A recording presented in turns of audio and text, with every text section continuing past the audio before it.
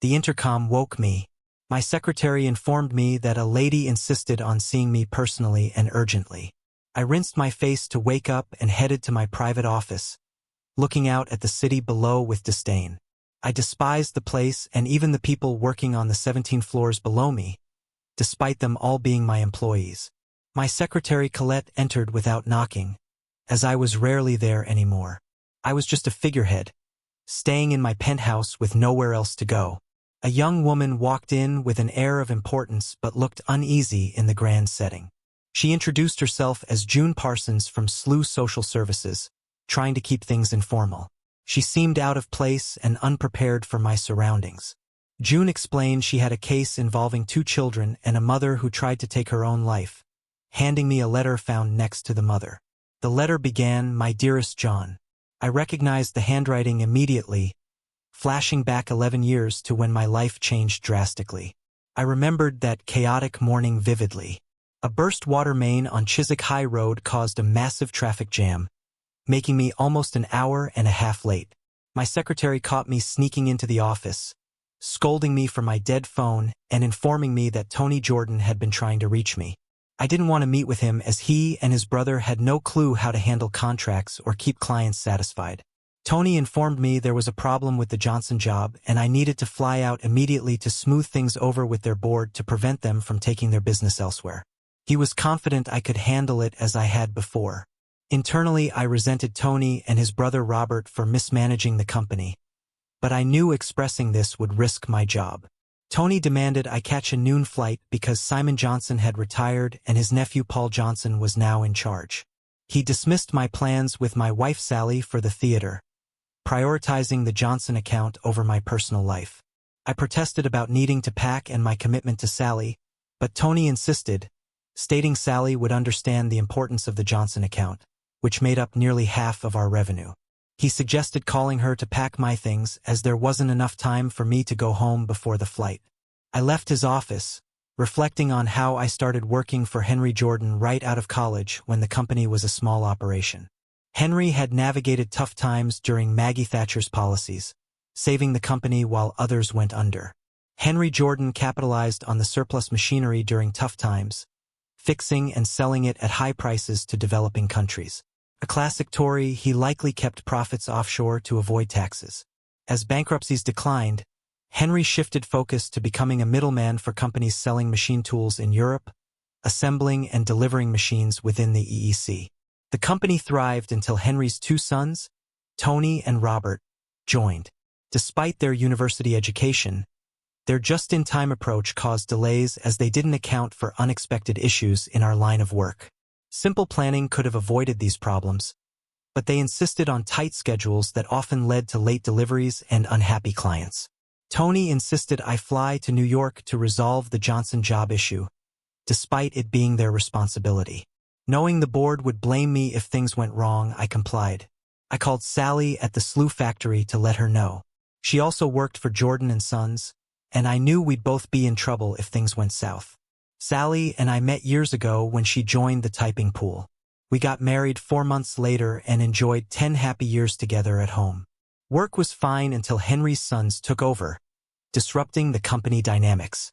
Before their arrival, I was Henry's right-hand man, assisting him with everything. Their arrival changed things. Henry was a decent guy and didn't immediately put his sons above me, but they resented it. They were polite, but I knew they didn't like how much influence I had with their father. Henry Jordan took the company public, profiting greatly but neglecting to give me shares or a directorial role. When Henry had a heart attack, he asked me to oversee his sons, but I lacked influence without shares. Henry retired and died 3 months later, and his sons made unwelcome changes, including moving offices to Chiswick and placing Robert in charge of the factory with Sally as his secretary. I disliked Sally working for Robert, suspecting jealousy or mistrust of the brothers. Sally got along well with Robert, often defending him, which caused tension between us. As I traveled frequently for work, Robert spent more time with Sally, causing friction. Sally was upset, thinking I volunteered for the trip. She made scene, but I tried explaining the urgency, but she was frustrated with my frequent absences. Sally arrived late at the airport, causing tension. She remained distant, urging me to focus on my work. The check-in clerk then said, "You need to check your bag in now, Mr. Parsons, or it won't make it onto your flight." I quickly finished checking in the bag and looked back to find Sally, but she was gone. "How long before the flight is called?" I asked the clerk. "Probably about half an hour. I'd stay in the departure area." I dashed in the direction Sally had come from, but she must have been moving quickly because she had already disappeared. I saw the entrance to a bridge leading to the short-term parking at the end of the concourse. I was halfway across the bridge when I saw a bright yellow Lamborghini leaving the parking lot below. I could just barely make out Sally's coat through the passenger side window. I knew it was Robert Jordan driving, even though I couldn't see him. Robert never let anyone else drive his flashy car. I was furious. Robert Jordan couldn't make the trip to New York, but had time to chauffeur my wife around in his fancy car. I was seething as I went back into the terminal. I went to the bar, which was unusual for me, and ordered a drink. After sitting there and stewing for about 20 minutes, my flight was called, and I headed to the departure lounge. On the flight, I pored over the contracts, searching for the usual loopholes Henry had included to give us some leeway with delivery dates. But the latest contracts had been handled by the Jordan brothers, and most of those helpful loopholes were gone. When I landed at JFK, Paul Johnson himself was there to meet me along with Petra, his PA, and a group of yes-men. I'd met Paul a few times before. He always seemed very young compared to me, even though I'm only about 5 years older. Usually, Simon Johnson did most of the talking, while Paul just nodded and laughed at his jokes. But Paul's overly enthusiastic welcome, and his entourage of helpers carrying my bags to the waiting limo made me wary. "We've booked you into the company suite at the WA," Paul said. "Simon was hoping to meet you on this trip, but he's still on his world cruise. He asked me to let you know he'll visit you when his ship docks in Southampton." I thought it was really odd that Simon Johnson wanted to meet with me. Sure, I'd always gotten along with him. Henry Jordan and I had interacted with him many times over the years, but it was always a professional relationship. Now that he was retired, why would he want to see me? Henry Jordan always stayed at the Waldorf Astoria when he was in New York. Personally, I usually opted for less flashy places, but Paul told me the suite was the company suite, so I assumed it was just available. I couldn't picture the Jordan brothers paying for a suite just for me. After dropping me off at the Waldorf Astoria, Paul said he'd send Petra to pick me up for dinner around 7. Then he and his entourage left. The whole trip was getting more confusing by the minute. I should have been the one to invite Paul Johnson to dinner, not the other way around. It was about 4 in the afternoon local time. I wondered if Sally had gone to the play alone since she had the tickets. I called our home number, but there was no answer. Assuming it was around 9 p.m. in London, I texted her to ask if she was enjoying the play and who she went with. When Petra came to pick me up, I was still on the phone. I hadn't heard back from Sally, and there was still no answer at home. I left a message on the answering machine saying I was going out to dinner and would call her the next day. As I was about to leave, Petra took my briefcase from me and put it back where I had picked it up. "This evening is just for socializing, John. Paul wants you to meet his family. He mentioned it was a shame you didn't bring your wife along." "Petra, what's going on?" I asked her once we were in the car. I could tell Petra was thinking about how to answer my question, and it took her a moment before she spoke. "Paul thinks that since you two do so much business together, you should get to know each other better. He also wants you to meet everyone on the Johnson board."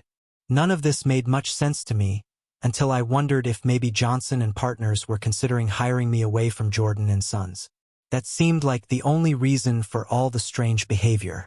The dinner was excellent, with many of Johnson's board members and their spouses present. Afterward, we went to a nightclub where some people danced. I didn't join in because I was feeling the effects of jet lag. I had been awake for several hours longer than everyone else. As the evening went on, I became more convinced that my idea about being headhunted might be right. All the board members made an effort to talk to me and make me feel comfortable. Petra stayed close, almost acting like my personal assistant. Whenever someone came up to me, she would quietly tell me who they were and any important details about them. Around 2 a.m. New York time, 7 a.m. back home, I returned to my room. There were no messages on my phone, and the hotel reception said Sally hadn't left any messages either. I considered calling her but decided it was too early since she had been out late the night before. I was jolted awake at 11 a.m. by Petra bringing breakfast and informing me of my schedule. You have a board meeting at noon, followed by a round of golf with Paul. We'll take a helicopter to SJ's estate right after. Paul also wants to know if you are in a hurry to get back to London. Depends on what Paul and the board decide about our delays. I'm sure they'll be fine with whatever you say. They trust you. But hurry, you don't want to be late for the meeting. Petra seemed flustered and left hurriedly. I tried calling Sally but found out she wasn't at her office. The temp receptionist didn't recognize my voice and didn't ask questions, but she didn't know where Sally was. On a hunch, I asked for Robert Jordan, but he wasn't in either. Frustrated, I called home with no answer. Both Sally's and Robert's mobiles were off. Upset, I called Tony Jordan at the Chiswick office asking where Robert was, pretending I needed clarification on a contract. Tony took longer than necessary to answer. Oh, I think Robert's in Brighton meeting with the Carter's Industries directors today. He took Sally to take notes. You know how Tony's memory is. Bad move, you lying jerk. That was the contract I finalized last week. It's already completed. What are you trying to pull? That was just a thought, not something I said out loud. After Tony asked how things were going, I told him I might need a couple more days to sort things out. As soon as I hung up, I called Monty Carter's secretary in Brighton. As I suspected, she confirmed there were no meetings scheduled with Robert that day and she didn't recall them ever meeting. Petra came back and urged me to hurry up and get ready for the conference, so I quickly finished my breakfast and jumped in the shower. We arrived a bit late, but it seemed like no one noticed. We started with a series of introductions and a tour of the offices. We didn't actually get into the conference room until nearly 1 o'clock. I have to admit, my negotiations felt like a joke. Everyone agreed with everything I said and seemed more concerned about whether I was upset. It seemed like everyone was on my side about how the Jordan brothers were useless and annoying, though no one said it directly. I thought they were planning to make me a great offer, but I was surprised when nothing came of it. After the meeting, Paul, a few other directors, and I went up to the roof to catch the helicopter. Petra, as usual, came along. She asked when I wanted to return to England and set up a flight for later that day. On the golf course, I used my mobile to call my secretary in Chiswick and told her I'd be staying a few more days, wanting everyone to think I was still out of the country. Petra overheard me and noticed my tension, expressing concern. She asked if something was wrong, noting my unease when calling England. I mentioned my suspicions about a possible issue back home, hinting at personal troubles. Petra, reassuring me of her confidentiality, offered to help keep my return a secret so I could catch them in the act if my suspicions were correct. Petra understood my urgency and promised to handle any calls from England, ensuring no one would know I was flying back that night. She assured me that besides Paul, she was the only one aware of my return and would delay anyone trying to contact me.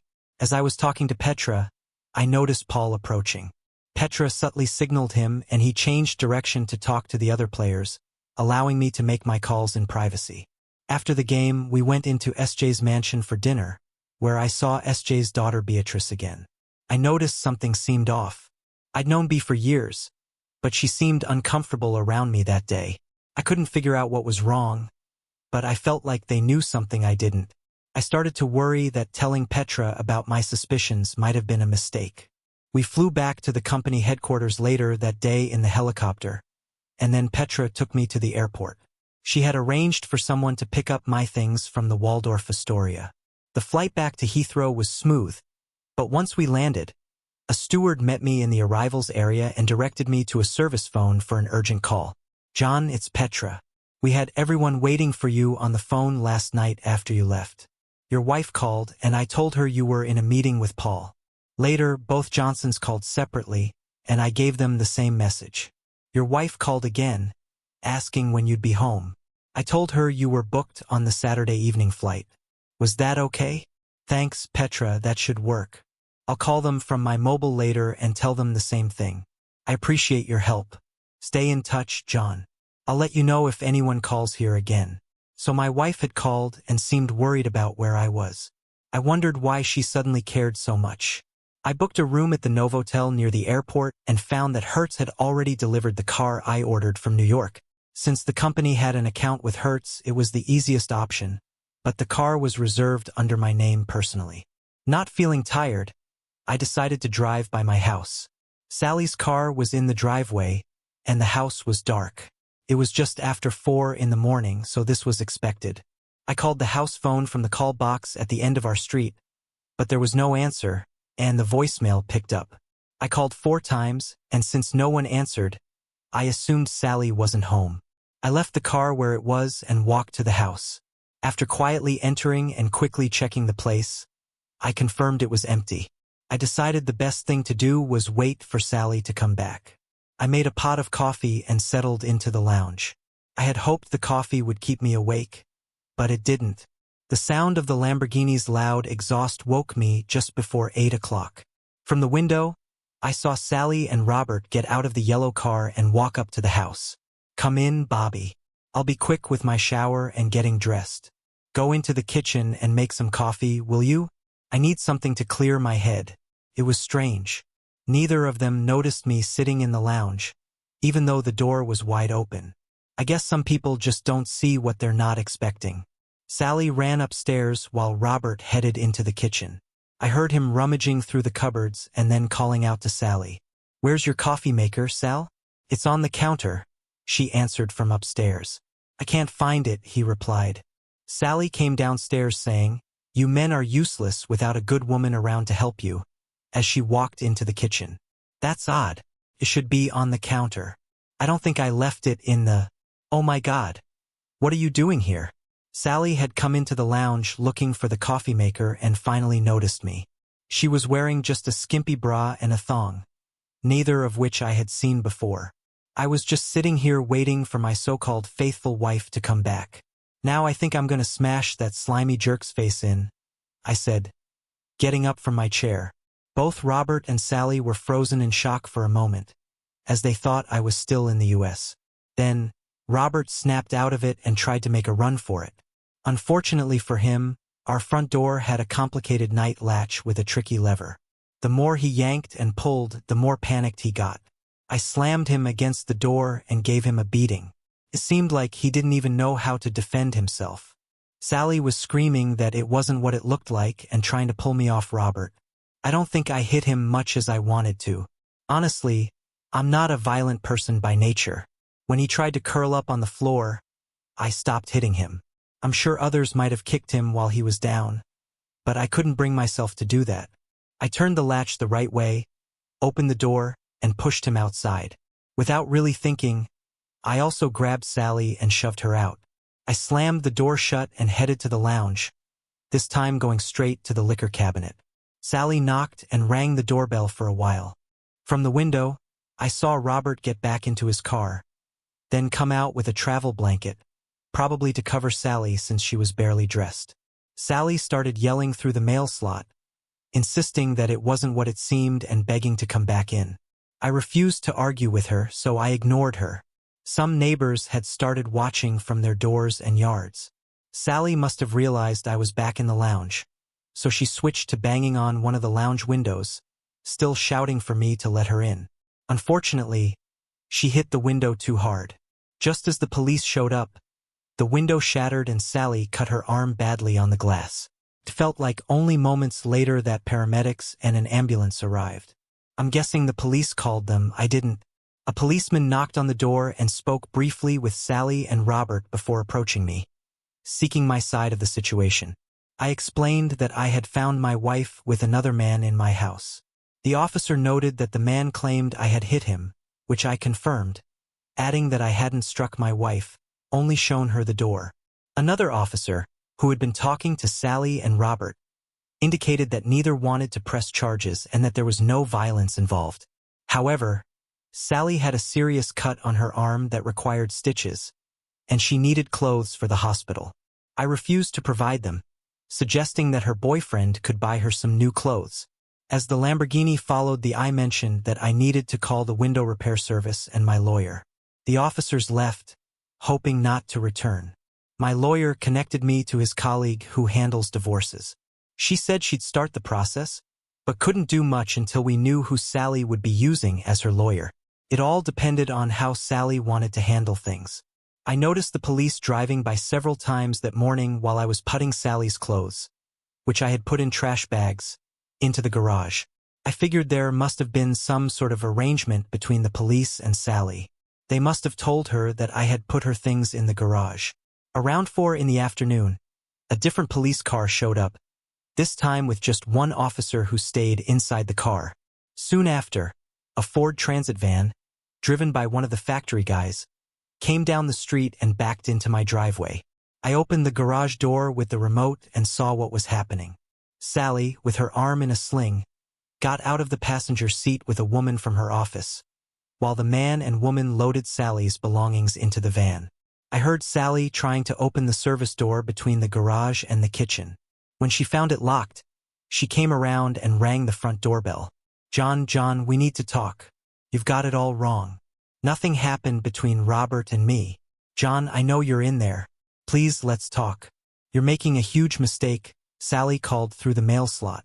I opened the door just enough to shove her handbag into her hand and then slammed the door shut. I had already taken out her credit cards and house keys. I watched Sally talk to the police officer who had gotten out of his car. He kept shrugging and shaking his head. After a bit, he pointed to a spot on the ground, probably telling Sally and her friends where to wait, and then he came up and knocked on the door. Your wife wants to talk to you, sir. You can't keep her out of the house, he said when I opened the door. You can tell her there's nothing to discuss. The house is on the market because she decided it's no longer our home. If it were, she would have been here last night instead of with her boyfriend. Tell her to have her lawyer contact mine. She knows who they are. The officer went back to the driveway and had a brief but animated chat with Sally and her friends. Sally then seemed to collapse into the arms of her friends who helped her back into the van. They drove off and the officer watched as the garage door slowly closed. He shrugged at one of the neighbors who had been watching and then got back in his car and drove away. About an hour later, Petra called. I told her everything that had happened, and she expressed her sympathy. She asked what I planned to do next, and I told her I was going to divorce Sally and that I couldn't continue working for Jordan's. Petra insisted that I stay in touch with her and made me promise I would. She also mentioned that Simon Johnson would be reaching out to me and that I should keep in touch so he could find me. Paul had already mentioned this. I wondered why Simon Johnson's visit was so important. I didn't get back to the Novotel until midnight. I couldn't bear to stay in that house again. It held too many painful memories. After breakfast the next morning, I called my secretary to ask if Tony was in. She told me he wasn't coming to the office that day and asked what was going on. I explained everything to her. She was really upset by the news. I think she was crying as I spoke. She told me Tony had hinted that I might resign when I came back. She felt he stayed out of the office to avoid being there when I showed up. Tony's absence was odd. I thought he'd enjoy firing me, especially after I had a fight with his brother. Robert is one of the company's directors, and there was no love lost between us. Nothing seemed to make sense. The whole situation was confusing. First, my trip to New York. Tony had insisted I go, but when I arrived, everyone at Johnson's seemed surprised to see me. Sure, there were some late deliveries, but they didn't seem overly concerned. Then there was Robert pursuing Sally. Sure, she's attractive, but Robert usually dated younger women. Sally was at least 5 years older than him and nearly 10 years older than his typical partners.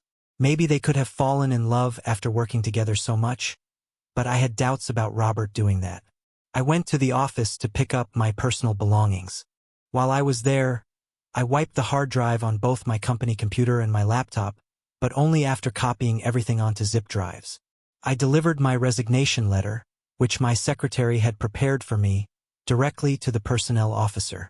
While I waited, he arranged for my final salary and bonuses to be deposited into my bank account immediately. The accounts department was hesitant at first, but they changed their tune when they realized who was resigning. Almost everyone in the office either helped me move my things to the rental car or came out to say goodbye. I had left my company car securely locked in the garage at the house.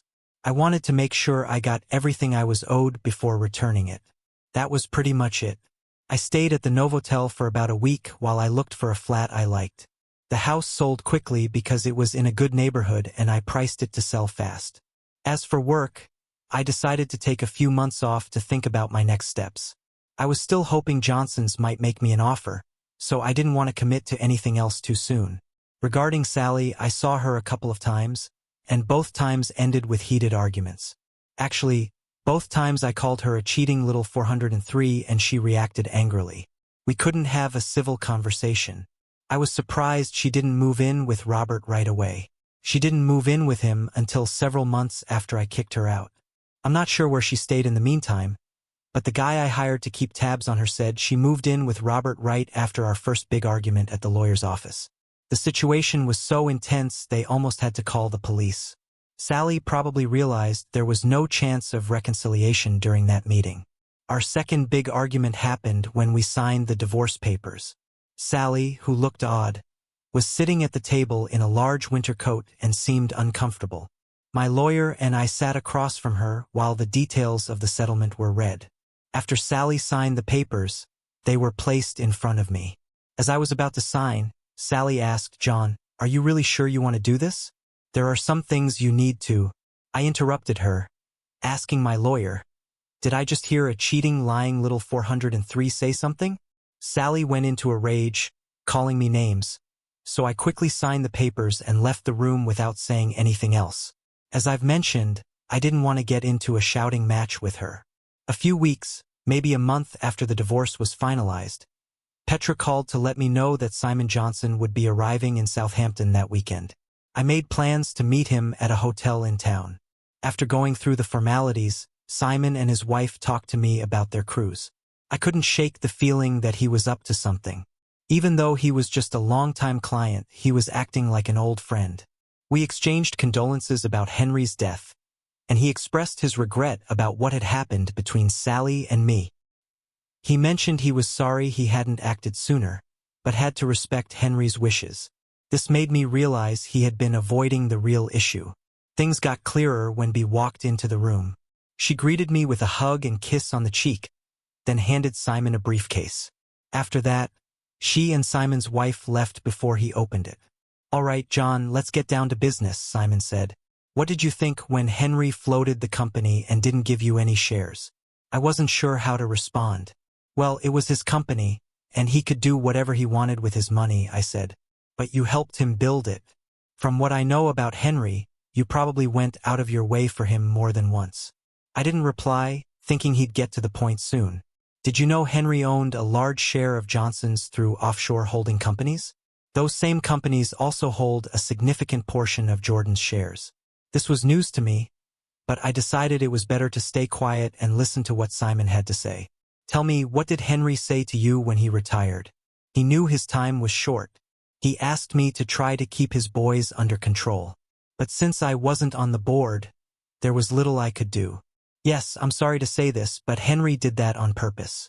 He expected the boys to ruin the company within a year and didn't want you connected to any of it. He worried they might try to blame you. You know, if a company goes under due to mismanagement, directors can be barred from holding other director positions, right? He thought the boys would drain the company's resources quickly. These papers make you the primary shareholder of those holding companies. Essentially, they now belong to you." Simon set a stack of papers on the table, and these papers have details of all of Henry's numbered bank accounts. I was supposed to keep them until Jordan and Sons failed, but given what the brothers did to you, I think you should have them now. Did you know that according to their father's will, the brothers couldn't fire you? Oh, I see you didn't. I suspect they set you and Sally up to force you into resigning. He leaned back and looked at me. "You're a very wealthy man now, although your money is all in offshore accounts, so you'll need to figure out how to bring it back into the country legally. I can help with that. I have some creative accountants." My thoughts were spinning. He had just told me that Robert Jordan had seduced Sally and ruined my life just to get me out of the company. But why? You seem angry, and I understand why. Henry never really believed the boys were his. Martha had a habit of cheating on him while he was away. He had DNA tests done years ago and, Well, he thought at one point that he might be their father even if they weren't biologically his. But he came to believe they knew he wasn't their real father and that they talked badly about him behind his back. Henry always said you were more like a son to him, so he decided you would inherit all his money. He thought the boys would destroy the firm. I assume you want them bankrupt and broke just like he did.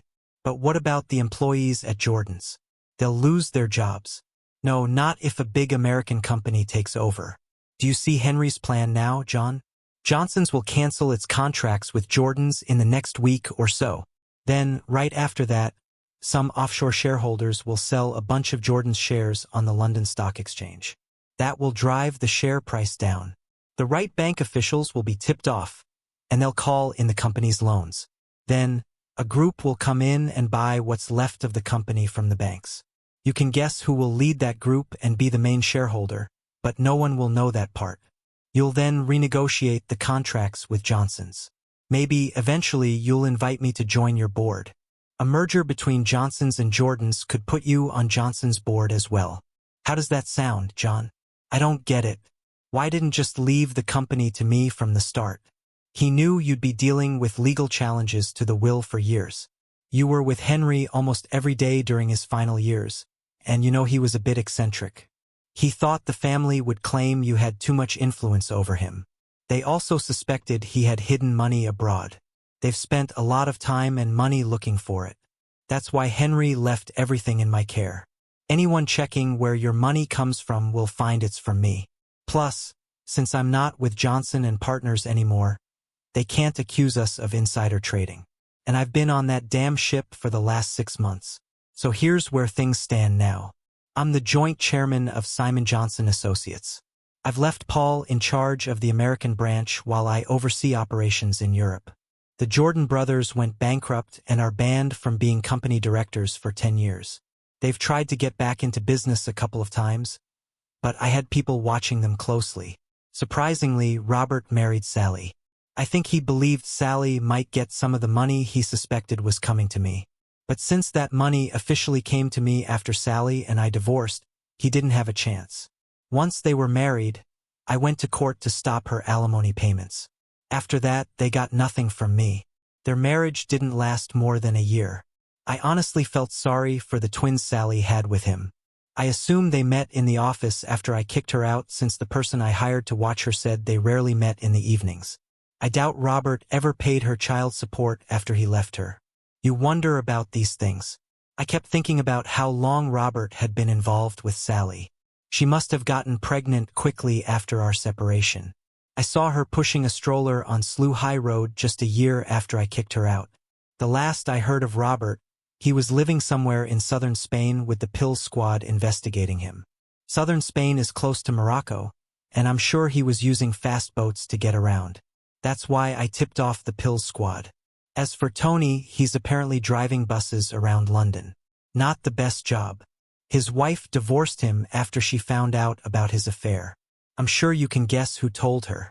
And Tony's mother, Martha, now lives with him. Do I feel guilty about Martha losing her income from Jordan and Sons?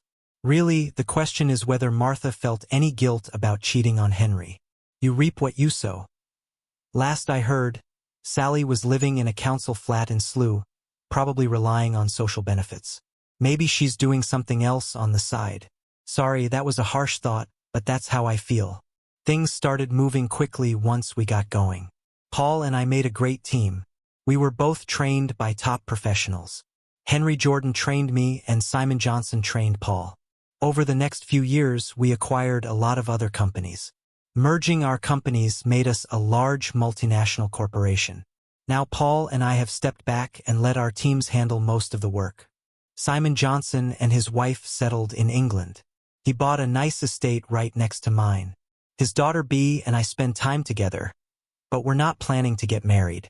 We've both been there before. Bea is on the board with Paul, me, and Petra. We all get along well. As for Petra, she ended up marrying Paul. His wife had died in a car accident years ago. Paul and Petra got together after a lot of hesitation. Paul says Petra only married him because she was tired of waiting for me to ask her. You might wonder why I'm living alone in this penthouse. There's something missing in my life since, well, when I just go day by day. If a good investment opportunity comes up, I'll take it. But there's got to be more to life than just making money. Now, a social worker just gave me a letter from Sally. I read it quickly and then used the intercom on my desk. Colette, can you find out if Beatrice is in the building and ask her to come up here as soon as possible? Yes, sir. I think she's in her office.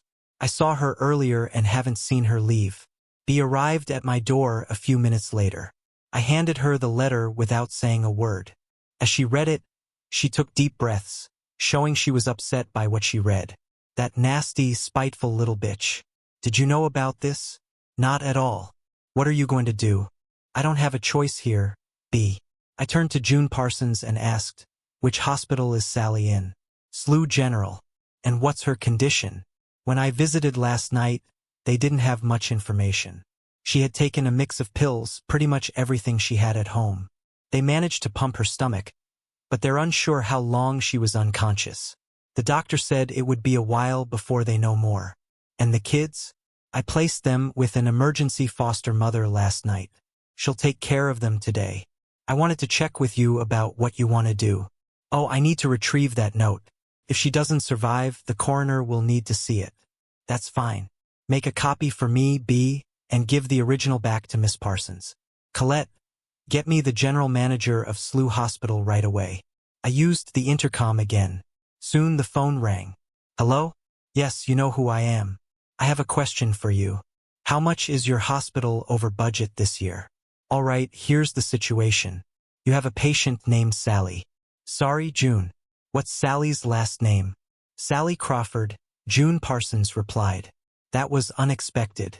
Okay, you have a patient named Sally Crawford who's in for an overdose. If she survives, I'll send your hospital a check for £1 million. If she doesn't, you get nothing. Got it? Good. I expect no shortcuts and no expenses spared. Goodbye. Surely they're doing everything they can, B said. I don't trust the bureaucrats running our hospitals these days. They often try to cut costs. I just have my doubts sometimes.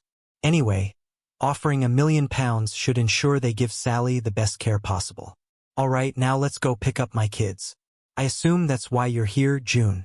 Well, Mrs. Crawford says in the letter that they're your children. I don't see any harm in transferring their care to you for now, but until a judge decides otherwise, they're still my responsibility. Don't worry, they'll be well taken care of and I'll keep you updated on their status. With your permission, we'll take them to my house near Swindon. There will be plenty for them to do until we know more about Sally. We can easily drive up the motorway in an hour to visit her. I'm glad you're thinking that way, Mr. Crawford. Let's keep things as they are with John and June. I'm sure the kids will feel more comfortable if we keep things familiar. The three of us headed to the basement parking garage. Miss Parsons joined B and me in the back of my limo for the drive to Slough. Our first stop was the hospital to check on Sally. The doctors were hesitant to say much at this early point. June then took us to the foster home where the children were staying. B and I waited in the car while she spoke to them alone. After about 10 minutes, she signaled for me to come in and B came along. Kay and Heather, this is your Uncle John. He'll take care of you until your mother is better, June introduced. We decided to go with the Uncle John title until we knew more about Sally's condition and how the girls would adjust to me. Hi girls, this is my Beatrice. You can call her Auntie B, I said. The 10-year-olds looked at us both with some suspicion. You'll be staying with me at my country home while your mom gets better. There are horses to ride and a swimming pool there, B said. Where's our mom? Can we see her? Kay asked. Is she going to die? Heather added. The doctors are doing everything they can to help her, I said. The girls still seemed wary. We saw her earlier, but if you want, we can visit the hospital so you can see how hard they're working to make her better. They might not let the kids see her, June noted. I'm sure they'll let these children in to see their mother. Just remember the situation, I replied. We dropped June off at the station where she had left her car. Then we went to the hospital. And as I expected, the rules were adjusted to let the girls into the ICU. Surprisingly, the girls didn't cry as I had anticipated. They were quite resilient. B also noticed a strong resemblance to me. I decided to skip the DNA tests I had considered. The drive to Wiltshire was pretty calm. Once the girls got comfortable in the limo, they started exploring everything inside. They were excited by the idea of watching TV while traveling on the highway. As we exited the highway, Heather turned to me and asked, "You're our dad, aren't you?" I saw no reason to deny it. "Yes, I am. But I didn't know until today. If I had, you would have seen me more often." "We know. Mom told us last week that she never told you about us. We didn't know what she was planning, but she said she was mean to you and didn't let you know you were our dad. She said you thought her other husband was our dad," Heather explained. She was crying. Kay added, "That's right. Maybe someday your mom will tell you why she did what she did." "Do you think she'll get better?" Kay asked. "I really hope so. She doesn't want to get better. She wants to go to," Heather said. "I can't believe that with two wonderful kids like you," B replied. "Mom's tired. She works so hard and there's never enough money." "Well, there will be enough money now and she won't have to work anymore. See that little house?" The car was entering my estate. "When she's better, I'll ask your mom if she'd like to live in that house. You two will get to ride horses and swim in the pool at the big house." The girls' eyes widened as they looked at the mansion where the car had stopped. The house staff rushed down to greet them. I knew they had prepared for the girls' arrival, setting up a guest room with twin beds. B and I were kind of forgotten as the staff took care of the girls and led them away. "Well, that's a surprise," B said. "I wonder why she didn't tell you they were yours. Sally must have gone to great lengths to hide her pregnancy from me. Now that I think about it, she might have been showing at our last meeting when we signed the divorce papers. She was sitting hunched over in a long coat on a warm day. I remember thinking it was odd to wear such a coat. I wonder why she hated me so much. After all, she was the one who cheated. What did she expect when I found out she was with that jerk? You'll have to ask her if she survives." The kids settled in well. The staff fussed over them and they seemed to enjoy it. Every night I tucked them into bed and told them stories about their mom and me, stopping short of the last year. 2 weeks later, I went into the room where Sally was sleeping. She had finally woken up with her mind clear for the first time the night before. I placed the letter she had left in her hand and waited for her to wake up. I must have dozed off while waiting. The first thing I heard her say was, "Hello, John. I'm sorry."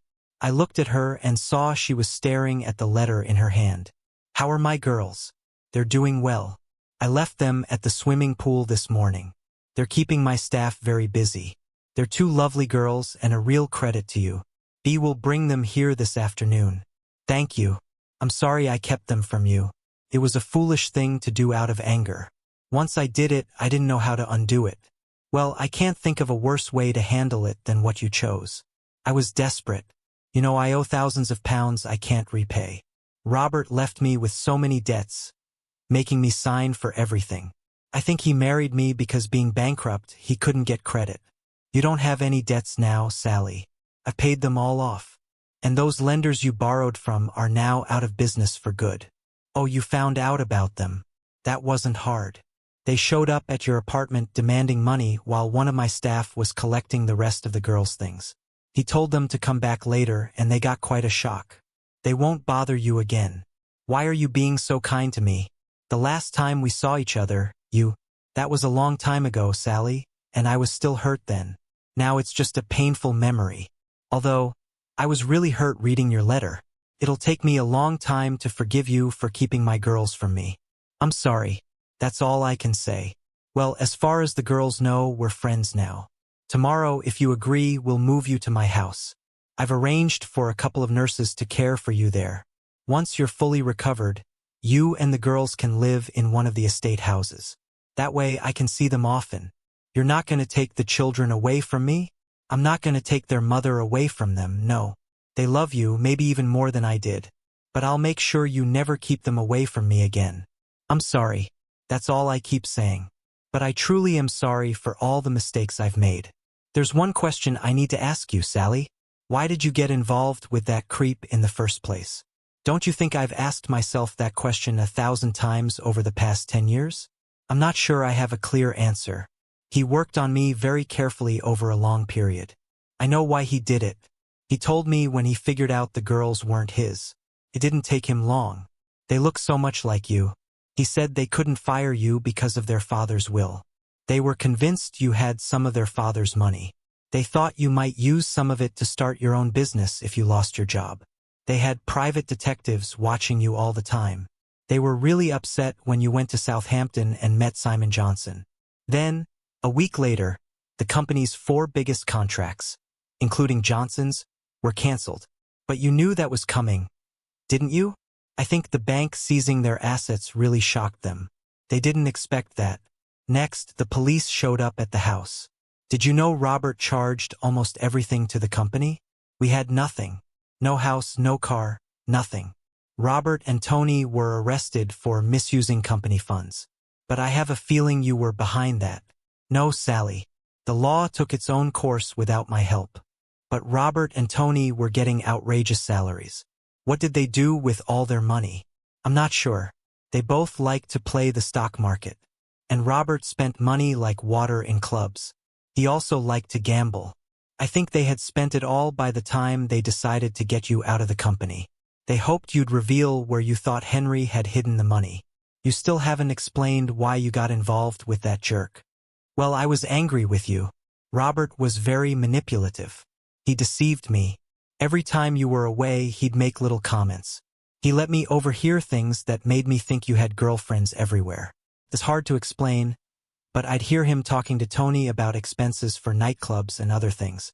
Oh, I'm sure those were legitimate expenses. But it was the little comments he'd make to Tony on the phone, which I wasn't supposed to hear, but did. He'd talk about how you had a new girl in New York or Rome and how much money you spent on her. They had me convinced that you were meeting up with your girlfriends every time you went on a trip. But if you thought I was cheating on you, why didn't you confront me?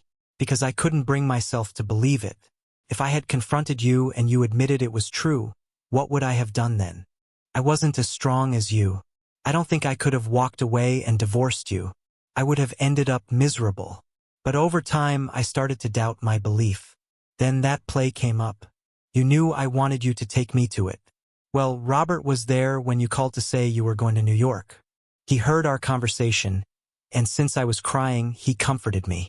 Then he drove me home so I could get your bag and then to the airport. We didn't go back to work. Robert said I was too upset. We went to the river at Sunnydale and talked all afternoon.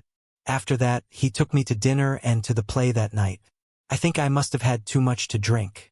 I know it's no excuse, but that night I ended up sleeping with him. I'm sure I wouldn't have done it if I hadn't drunk so much. But it's easy to say that now. I was feeling very down, and Robert made me feel better that day. After all, my so-called loving husband had just flown off to meet his girlfriend. Or so I thought. I still believed that until Robert left me. He told me everything about how they had set it up. If you hadn't come home that day, they had photos of Robert and me together. They were going to send them to you anonymously. I knew it was wrong to sleep with Robert, and if it helps at all, he wasn't very good in bed. Too selfish. I don't want to hear that, Sally. I'm sorry, but he was bad at almost everything except hitting me. He got quite good at that toward the end. When you came back and found Robert and me together, I was angry. I'm not sure why, but I felt like you set me up. That girl told me you wouldn't be home until Sunday. That little tart. Petra. Yes, Petra. I was sure she was your girl over there. Well, she wasn't.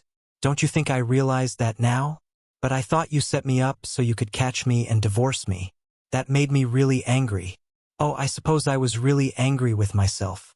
I was planning to tell you about the twins the day we signed the divorce papers. My idea was to sign the papers first and then, before you signed, let you know about the babies.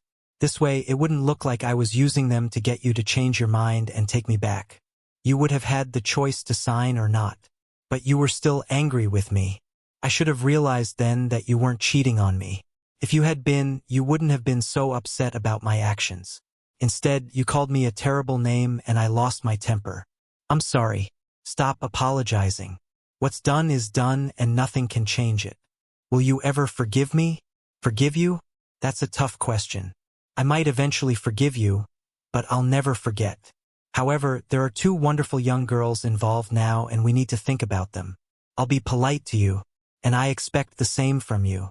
For the girls' sake, You're their mother and I'll be their loving father. Just don't bring any boyfriends around my house. There will never be any boyfriends. Ever. Ever is a long time, Sally. Sally eventually recovered and lived in the small house on the estate with the girls until they went to college. She passed away from cancer a few years ago. I don't think she had the strength to fight it fully. I believe the pills from her overdose caused lasting damage. B and I ended up getting married. Do we love each other? I don't think I love Beatrice in the same way I loved Sally. B and I are more like soulmates. We care for each other a lot and enjoy being together. I guess it's love, but it's different from what I had with Sally. The twins are now grown up and married with kids of their own. B is known as Grandma, a role she feels she's too young for. Am I happy now? It's a mix of yes and no. I wish I could have spent my life with the woman I loved. Now all I can do is place flowers on her grave. Beatrice waits at the cemetery gate every Sunday while I do that. Life goes on.